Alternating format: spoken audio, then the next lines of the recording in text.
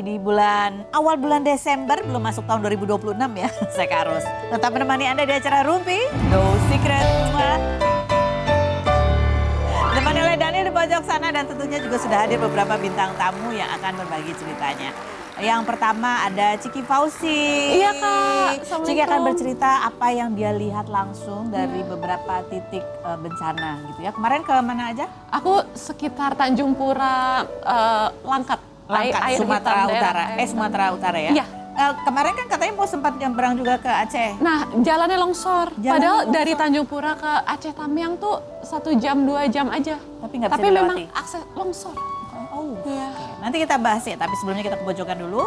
Untuk membahas apa yang lagi ramai di luar sana menuai banyak perhatian dan komentar netizen, baik itu untuk hal-hal yang datang dari dunia nyata maupun dari dunia maya. Dari dunia maya kita memantau hubungan Ari Lasso dan Dirly gitu ya. Kalau ini bahkan sudah ada artikelnya, bunyinya adalah Ari Lasso galau diduga putus dari Dirly Joshua. Ini kan pasangan ini juga sejak go publiknya pada saat pernikahan Luna Maya ya kalau nggak salah ya. Terus habis gitu orang juga perhatian dari video-video pendek yang diunggah Dirly, kok Ari Lasso kayaknya kalau ngomong galak banget gitu.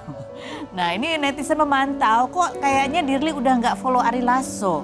Ya kalau kita lihat daftar follow unfollow-nya, Dirly cuman memfollow Ari Lasso info aja yang fanbase-nya, tapi nggak Ari Lasso-nya nggak dia follow. Sementara kalau Ari Lasso masih memfollow Dirly Joshua gitu. Dan yang lebih membuat curiga lagi kalau kita lihat di feednya Dirly, baik itu Instagram maupun di TikTok, udah nggak ada tuh video-video konten yang biasa dia unggah bersama Ari Lasso. Tapi kalau Ari Lasso-nya masih ada video bersama Dirly. Habis itu 2 hari yang lalu ya, Dirly itu juga sempat posting bunyinya, adalah kita baca di captionnya, jadi fotonya estetik banget ya. Seindah apapun kita merencanakan masa depan, tetap sisakan ruang ikhlas bahwa hari esok memang di luar kehendak kita. Aku tahu saat ini tangan Tuhan sedang bekerja buat suatu masa depan yang indah untukku, katanya gitu. Terus ada tulisan ini yang dia posting juga, a letter to myself, dear me, love yourself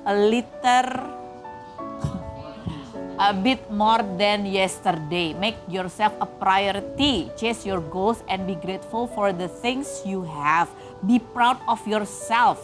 You are a sparkling star. You are your own rainbow. Celebrate yourself as always. Yang artinya dalam bahasa Indonesia adalah cintai dirimu sendiri sedikit lebih banyak lagi dari kemarin dan jadikan dirimu itu adalah prioritas gitu kan. Karena ini boleh jadi pertanyaan-tanya ya walaupun ini caption quote gitu kan. Bukan quotation, quotation kan itu tagihan ya. Walaupun ini quote tapi kan kenapa orang memilih posting quote ini gitu. Sementara kalau dari Ari Lasso 3 hari yang lalu dia posting seperti ini sih Ari Lasso. I'm not a religious person but I'm spiritual. I believe in God and everything that happened to me to everyone. I never leave night prayer. Eat prayer, I believe in goodness. But I'm not a good example for kedisiplinan. Terima kasih dia mencampur bahasa Inggris dan bahasa Indonesia. Jadi terjemahan aku gak banyak ya.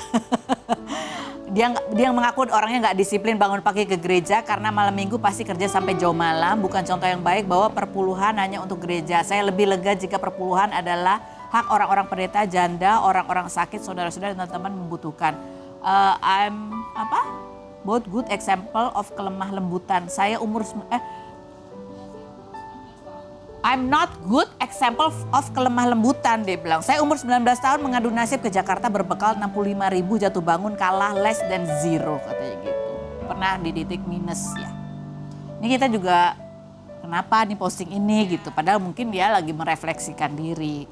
Tapi kalau dia menulis bahwa dia bukan contoh dari kelemah lembutan, itu yang menjadi tanda tanya apakah ini kaitannya sama video kemarin dia diprotes netizen. Kok ngomongnya gitu sih, galak banget sih gitu. Dirly save yourself gitu kan ya, netizen yang ngomong ya. Oke, coba. Hari ini bahkan Dirly juga ulang tahun. Di postingannya Dirly si Ari Lasso mengucapkan selamat ulang tahun, tapi nggak dibalas sama Dirly. Happy birthday, long live katanya gitu. Tapi nggak dibalas. Belum dibalas, bukan nggak dibalas. Belum, mungkin dia belum lihat. Komentar netizen kita baca. Baikan dan balikan dong. Kalau sedang marah, perempuan hanya perlu dikejar, dirayu, dibujuk, dan dipeluk. Semoga nggak ada salah paham lagi ya Om. I know you still love each other, hanya terbakar emosi sesaat kan. Perempuan setulus ini nggak akan datang 2 kali. Pokoknya be nice ya Om. Ini kayaknya temennya ya. Ponakannya apa? Manggilnya Om yang berikut. Semua hubungan akan pret. Ini lagi mode ya. Semua emang gitu. Ya. So, emang harus diusahakan. Dia harus diusahakan, pasti ada pret dan pride-nya lah ya. Akhirnya capek kan Kak, pura-pura bahagia, istri yang setia dari nol pun gak kuat. Emang harus ekstra sabar nanganin orang sakit tuh, apalagi kepribadiannya keras kayak beliau. Ya gitu, yang berikutnya ada lagi. Oh dibalas nih ada lagi, kakaknya apa putus sama Mas Ari ya? Maaf tanya dengan nada pelan and sopan. Terlihatnya bagaimana? Jawaban Dirli juga dengan pelan dan sopan. Coba kayak intonasinya. Kakaknya putus ya sama Mas Ari. Terlihatnya bagaimana itu sih? Ya itu dah, tapi nggak apa-apa lah namanya kalau bukan jodoh ya bukan jodoh. Kita langsung menuju ke Ciki Fauzi, kita lihat dulu profilnya. Sudah bersama dengan Ciki Fauzi, kita mau bertanya gitu dari pandangan langsung Ciki ketika terjun ke... Siap Kak Ros. Seperti apa sih yang dia lihat ya. Ini ada postingannya Ciki juga membagikan melalui sosial medianya nih. Caption nyusul pokoknya ya, tepar baru nemu sinyal, nyesek banget lihat semua pemandangan. Belum aku benerin captionnya, maaf. Ampun, jadi mau diedit ya? Iya. Ampun, pemerintah kudu minta maaf banyak ke rakyatnya. Terlalu banyak titik yang terdampak, insya Allah besok lanjut dan bismillah, semangat katanya gitu. Aku baru ingat, aku belum edit captionnya, maaf ya kalau menyinggung atau Ya kamu nulis ini pasti kan, ini kan pertama kali ya, mungkin hari pertama kamu lihat langsung gitu ya. Iya. Pada saat ini masih ingat gak sih perasaan kamu pertama-tama lihat langsung kondisi yang terjadi? Sebel. Iya. Aduh semoga aku gak salah ngomong ya, cuman yang aku lihat, aduh tapi Masya Allah banget ya. Aku kan banyak bergerak sama teman-teman relawan ya, kita BC tuh di dapur umum, terus kita masak-masak hot meals buat kita bawain dari satu dusun ke dusun lain. Jadi dari satu dusun ke dusun lain itu makin ke dalam itu makin belum terjangkau. Karena harus makin jalan, kan kita naik mobil pick up, itu juga lama-lama mobil udah nggak bisa jalan. Jadi beberapa emang kayak harus bawa ya? Harus jalan, harus bawa makanan yang kita udah masak di dapur umum. Karena misalnya ada beberapa bantuan nih, misalnya mie instan dibungkus gitu, ada ibu-ibu, ini masaknya gimana gitu-gitu, iya gitu. Maksudnya kan orang emang pengen membantu, cuman kadang nggak tahu kondisi di sana kan, kayak seperti apa yang hanyut dan lain sebagainya. Dan emang pada saat itu awal-awal mungkin emang ya punten pisan ya, itu aku ngetik gitu karena ini dari pengalaman aku pribadi ya, punten ini. Disclaimer, ini dari pengalaman aku pribadi, mungkin di titik lain udah ada yang dari pemerintah, tapi yang kemarin tuh emang aku belum lihat dan maksudnya belum terjangkau oleh bantuan pemerintah gitu ya? Iya, husnuzonnya berbaik sangkanya gitu. Dan kalau kata temanku yang di pemerintahan sih emang ada birokrasi yang harus dilewatin. Dan memang berarti harus kolaborasi ya antara pemerintah sama emang relawan-relawan rock and roll kayak kita, NGO. Jadi ini gitu. Relawannya kan kamu sama aku sama Dompet Dua Volunteer yang emang networkingnya ada di seluruh penjuru Indonesia. Jadi tinggal digerakin. Jadi memang ada yang di daerah sana gitu ya. Jadi mereka tahu medan. Yes. Bisa tahu ya sumber daya itu bagaimana. Yang bikin awal-awal posko mereka dan lain sebagainya. Aku tuh sebenarnya lebih ke bantu-bantu aja. Jadi ini kalau dari pengalaman kamu nih ya, berapa dusun yang bisa dijangkau pada saat? Waduh, nggak kehitung sih. Banyak. Yang bisa kejangkau. Yang bisa kejangkau. Kemarin tuh berapa? Aku jujur nggak ngitung. Udah siwer Kak, udah kedinginan juga kakinya kerendam mulu. Cuman maksudnya kayak kita udah standby kan, pakai mobil pick up bawa bantuan-bantuan dan emang kalau aku sama teman-teman fokusnya hot meals. Jadi kita memang ada kapasitas ya. Kita fokus di hal yang kita bisa lakukan. Betul. Kita fokus di masak hot meals dan psychology first aid buat anak-anak yang trauma itu. Psychology first aid, jadi secara psikologis ya. Jadi apa yang dilakukan? Ini kalau untuk ini makanan ada dapur umumnya gitu ya? Iya, dapur umum kita masak di sana. Kita bikin kemasannya kayak nasi-nasi bungkus. Tapi alhamdulillah Masya Allah warga bantu warga tuh real banget. Ada bantuan tiba-tiba nasi yang kayak nasi yang bentuknya lebih kayak kotak apa yang gitu-gitu itu juga ada. Nah, tapi memang dari satu dusun ke dusun lain kan kita bawa. Kadang tuh udah diambil sama dusun sebelumnya dan kita tuh juga nggak bisa nahan gitu. Karena Kasian sih. semuanya korban gitu Dan kan semua tuh kelaparan dan giliran kita udah sampai ke dusun yang rada Paling makin ujung, dalam, ya ibu-ibu kayak ya desperate. Aduh, ini udah 7 hari nggak makan, gini-gini gitu. Ya gimana Bu, maaf kita juga bawanya tinggal segini, udah habis di dusun sebelumnya. Walaupun udah komunikasi sama kadusnya, misalnya sama kepala dusunnya, kayak ini ada kepala keluarga segini, misalnya ini 40 nasi Tapi nggak bungkus mencukupi ya. Cuman kayak orang lapar gimana ya. Dan kita tuh tangan kan 2 dipakai buat bawa keranjang isi makanan. Itu air gimana ya, tinggi. Jadi kadang kalau Pak udah ya buat dusun berikutnya, itu tangan kayak gimana lagi gitu. Udah kayak bakal bawanya udah iya, dan dingin. semua relawan kan bekerja gitu. Ya gitu sih. Ini based on my experience sih. Mungkin pengalaman orang di titik-titik lain pastinya beda-beda. Kalau aku kan yang dampak dari banjir roobnya. Nah, yang longsornya tuh lebih parah lagi karena ada jenazah-jenazah yang emang harus masih belum dievakuasi. Iya, itu kata temanku yang penempatan di sana udah kayak baunya udah bau mayat gitu, kayak udah nyampur gitu. Dan kalau emang dari awal tuh aku udah bilang aku tuh rada nggak bisa kalau yang terlalu banyak mayat gitu karena masih ada trauma. Jadi lebih baik aku ditaruh di posko yang masih bisa aku gitu bisa ya? bermanfaat. Kalau aku kenapa-napa kan aku malah jadi ngerepotin kan. Jadi aku juga tahu kapasitas diri, makanya aku ambil hal yang emang aku bisa lakukan. Jadi untuk yang daerah terdampak banjir roobnya, dan itu kamu kan di tanggal 3 waktu itu ya? Iya. Dan itu masih menggenang. Awal-awal. Iya segitu. Sampai terakhir kamu ada yang video juga segini, beda-beda gitu sih. tingginya beda-beda, tapi masih beda-beda ada tiap dusun. masih menggenang. Ada banget Kak. Oke. Dan memang ya itu tadi bahan bakar susah. Yes, bensin susah banget. Bensin tuh kayak 3-4 jam kali ya. Nah, bisa kayak orang marah-marah gitu karena ngantri panjang. Kasian sih. Ya, karena ternyata SPBU-nya banyak yang kerendam. Itu banjirnya sampai Medan, banjir roobnya. Sampai kota Medan? Yes. Sampai kota Medan? Iya. Gitu ya. Nah, ini kan kamu sampai tanggal berapa sih di sana? Itu kondisi air masih belum surut? Beda-beda sih. Jadi waktu itu sempat hujan lagi. Jadi ada yang emang jadi nggak jadi surut-surut banget lagi gitu. Ini juga kamu sempat juga bercerita juga kemarin kan sempat ada statement yang mengatakan kok banyak pohon ini, iya, kenapa banyak pohon hanyut, terus ada yang statement ya, siapa sih yang bilang katanya oh itu bukan pohon dari hasil penebangan tapi itu kan pohon tumbang. Aku tuh emang kemarin karena tumbangnya rapi ya. Iya lagi, sorry banget ya. aku emang kalau di story tuh karena gimana ya, ada hal yang kalau kita di lapangan dan kita lihat narasi di publik sosial media tuh kok beda gitu. Kayak misalnya kan waktu aku dapat sinyal katanya itu pohon-pohon itu karena hanyut, karena banjir, badai dan lain sebagainya. Cuman kok terlalu rapih ya buat hanyut gitu. Jadi ada nomornya juga? Ada nomornya juga. Itu di daerah lain ada teman aku foto gitu di grup. Itu kayak kok ini kayak nggak masuk akal buat kita yang di lapangan gitu. Okay. Di sini kan sinyal susah, tapi katanya aku baca berita tuh katanya Starlink ya. Elon Musk katanya menggratiskan kan gitu. Oh aku nggak tahu. Alhamdulillah aku kan baru kenal beradaban nih.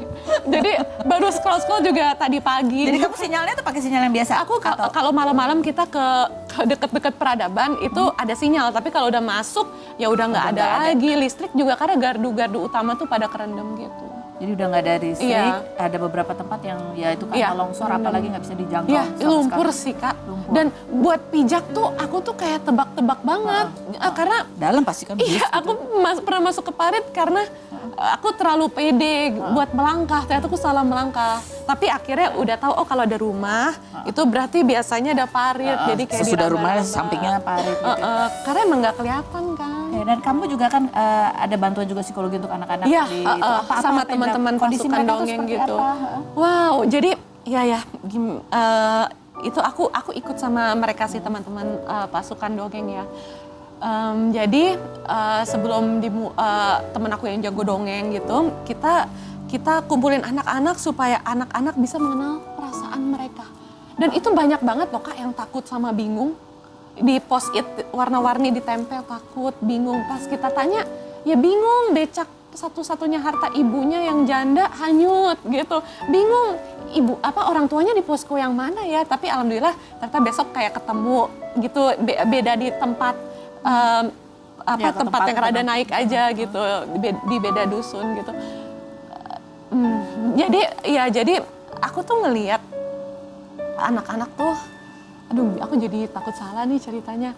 Cuma based on my experience ya, pas aku bawa makanan dari satu dusun ke dusun lain, anak-anak tuh sering kalah sama orang tua.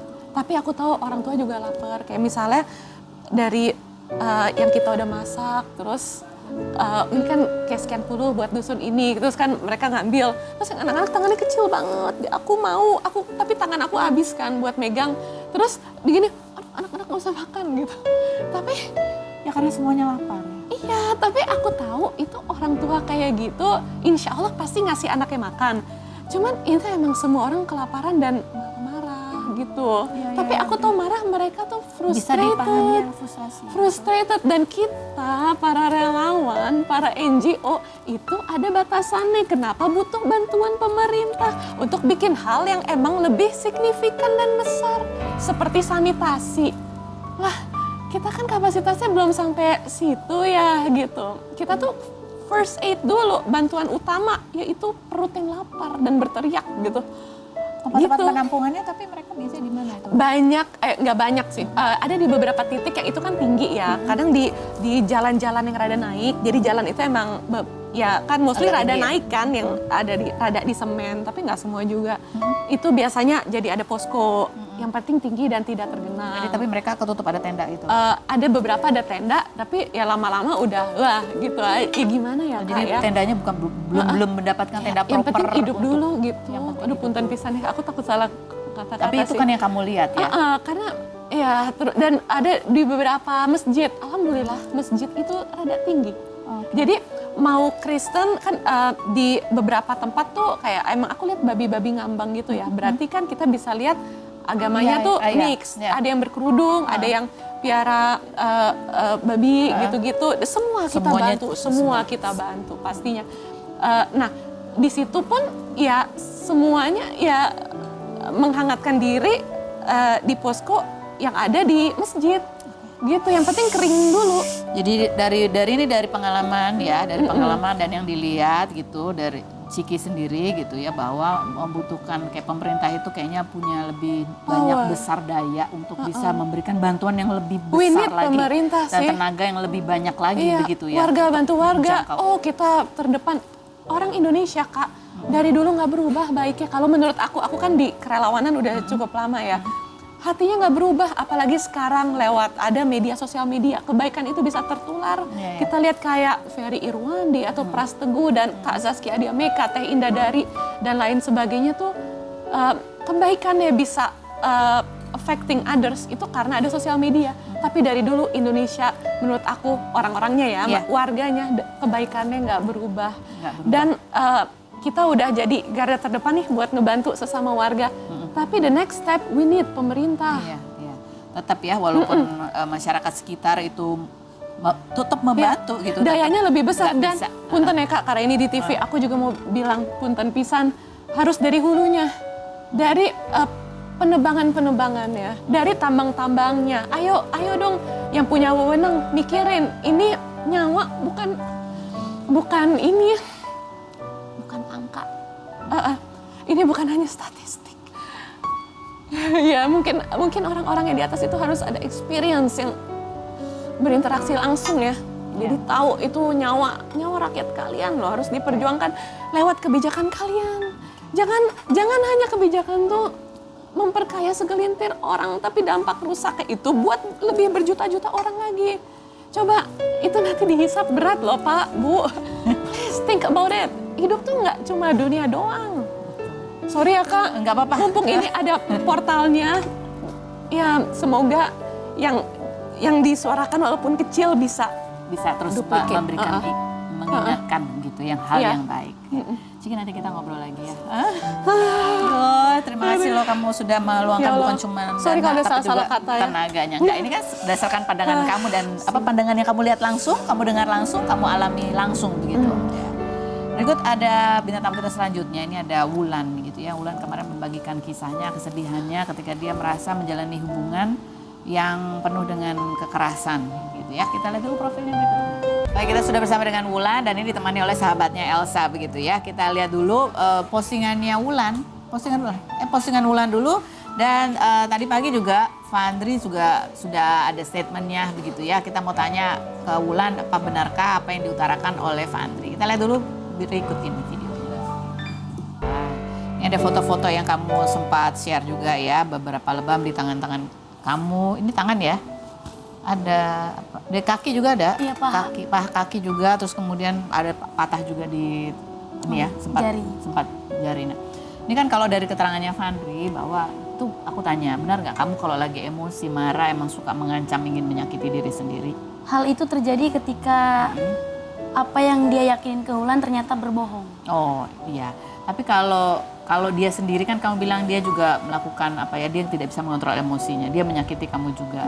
Itu biasa apa dalam kondisi seperti itu kah saling? Karena perselingkuhan awalnya. Oke. Jadi dari awal sebenarnya Wulan sudah bilang.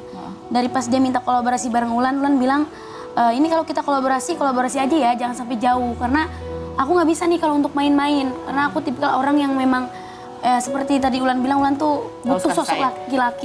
Kolaborasi apa maksudnya? Nyanyi. Oke. Dia meminta Wulan untuk jadi kolaborasi nyanyinya, partner duetnya untuk nyinden. Oke. Tadinya maunya cuma sebatas itu aja. Iya. Terus kemudian siapa yang mendekati duluan? Dia. Oke. Jadi dia yang deketin kamu. Dia deketin Wulan bilang kalau kamu main-main mending gak usah sama Wulan. Dan dia meyakinkan Wulan, enggak, aku gak seperti cowok-cowok lain. Aku niat mau bersama kamu. Pokoknya mulai kata-kata manis lah. Jadi tadinya memang kolaborasi profesional, tiba-tiba dia yang mendekati untuk ya hubungannya lebih ke arah romantis gitu. Terus kamu marah karena ternyata dia banyak berbohong. Iya, karena ada satu momen di mana Wulan mempertanyakan perempuan. Ini siapa nih perempuan ini? Kamu. Karena Wulan menotis perempuan itu, iya.